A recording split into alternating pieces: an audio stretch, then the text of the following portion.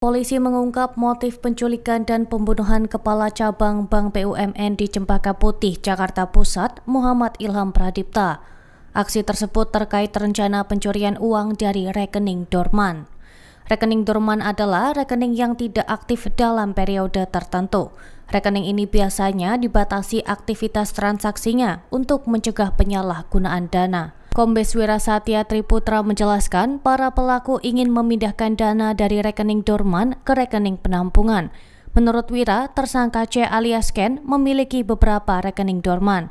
Ia menggandeng tersangka Dwi Hartono, seorang pengusaha dan motivator, untuk membantu melaksanakan rencana itu.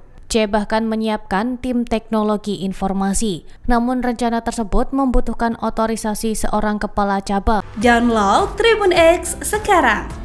Menghadirkan lokal menjadi Indonesia.